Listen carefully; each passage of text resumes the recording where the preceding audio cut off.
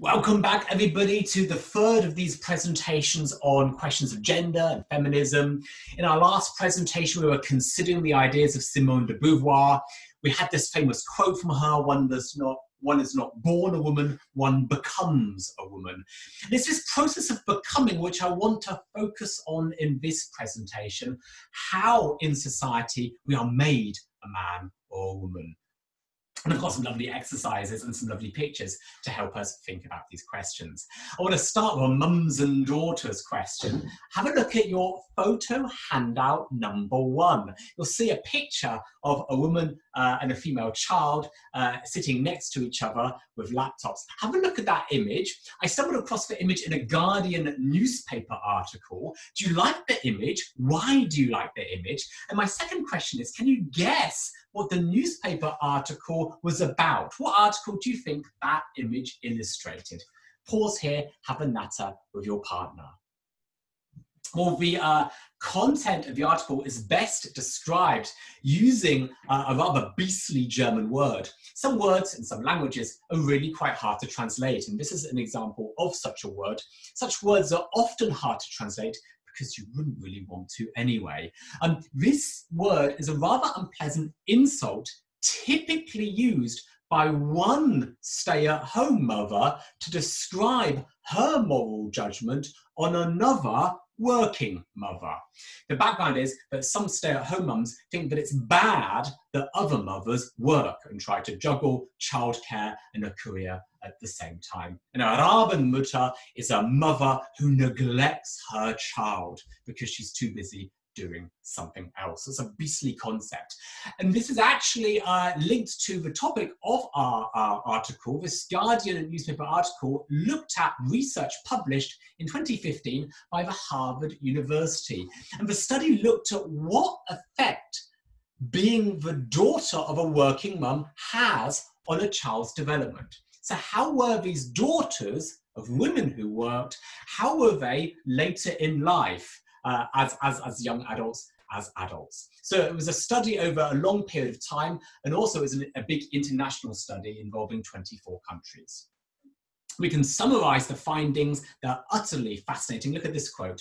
The daughters of working mothers enjoy better careers, higher pay, and more equal relationships than those raised by stay-at-home mothers. So whatever reason you have for being a stay-at-home mother, we finally have to accept it, scientifically proven, that this is not harmful for your children in childcare if you are a working mum. There you are. So we might lose a word in our German language in the next few years. As the Guardian article's headline puts it quite nicely, having a working mother works for daughters. Isn't that nice? And you can read the article if you're interested in that research.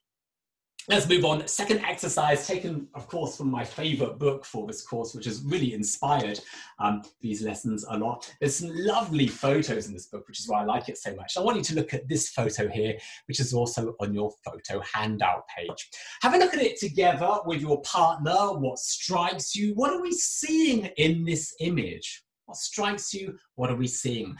Indeed, it's a nice task for you to actually describe the photo bit by bit to your partner. It's quite fun if one of you closes their eyes and the other tries to describe what they see in this picture of these two people.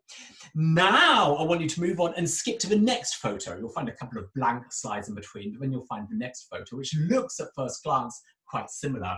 Have a careful comparison. What do you think of those two photos together? What are those two photos together saying about us? There you are.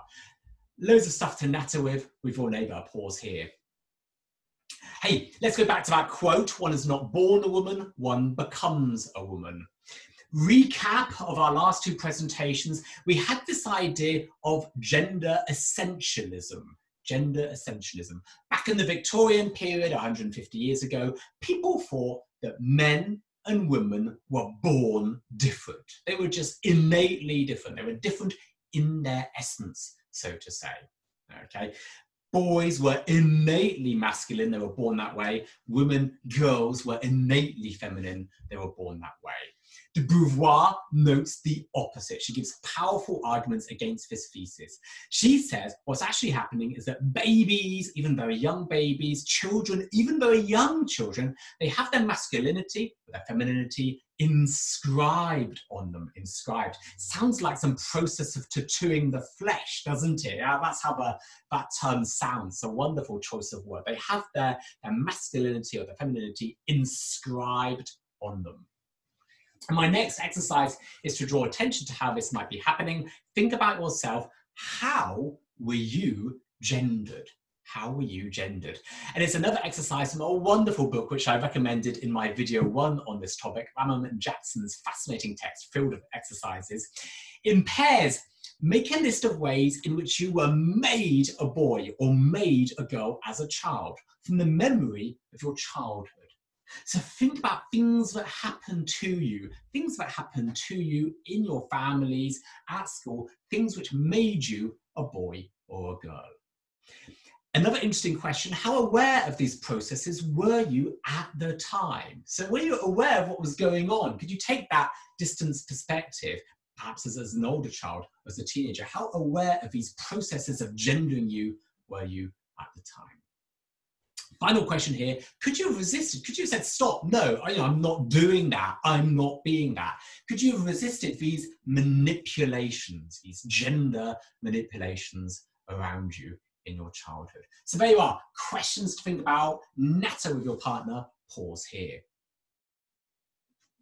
What we're describing, of course, is something that we've understood for a long, long time. I think I noted in my last videos, the idea of gender is actually, it's quite a young word. It's been used in the modern sense for only something like 50 years. But the processes we're talking about here really have been well understood for much, much longer. We're talking here about socialization, and that's not a new concept. So many examples of being made masculine or being made feminine, they're simply gender socialization. Obviously, this leads to the next question. We're using a bit of jargon from sociology here. How would you define socialization? Pause here and just discuss that concept with your partner. How would you define that particular term? And pause here. Of course, I can give you definitions in my course. I recommend books like this, the Oxford Dictionary of Sociology.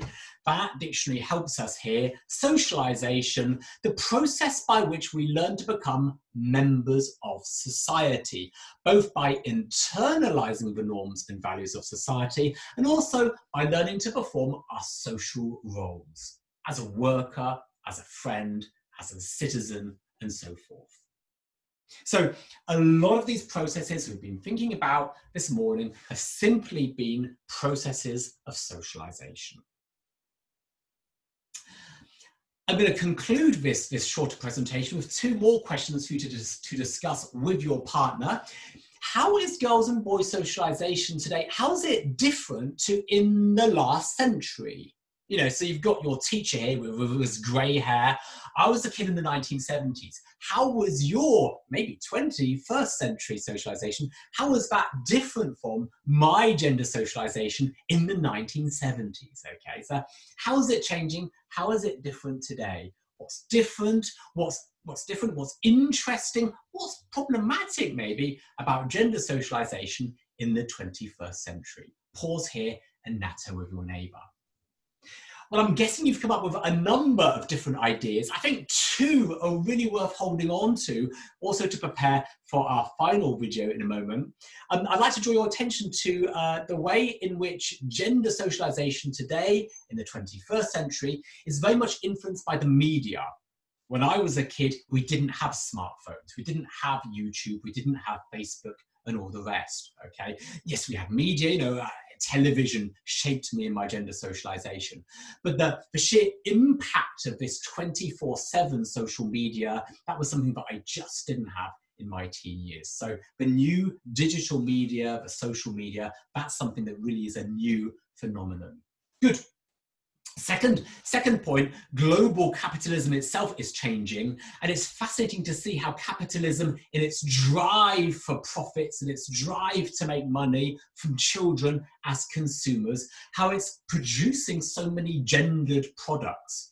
When I was a kid, fashion for kids was mostly gender neutral. You know, I could really wear the same clothes as my sister. You know, jeans, you just get a pair of unisex jeans. You wouldn't have separate boys' jeans and girls' jeans. You wouldn't have jeans with sequins and butterflies on for girls. Not when I was a kid. Even the colours, we didn't have these pinks and blues that you have today. When I was a kid in the 70s, people wore lots of browns and beiges. So we had gender neutral colours. And again, Go Lego, for example, this Lego Friends, these funny little Barbie doll style Lego figures. We had none of that, really. There were one or two attempts at this, but broadly speaking, boys and girls played with the same Lego, the same town Lego or knights and castles Lego. So gendered toys. So there you are. Interesting possibilities thinking about how socialization is different. I'm drawing my attention to two aspects: digital media today and the aggressive gendered capitalism, the idea of children's lives, children as consumers, the marketing possibilities for gendered products. And hold on to those two ideas, because those will be themes in our next talk shortly. Hope you've enjoyed this video. Let's come to a close for now.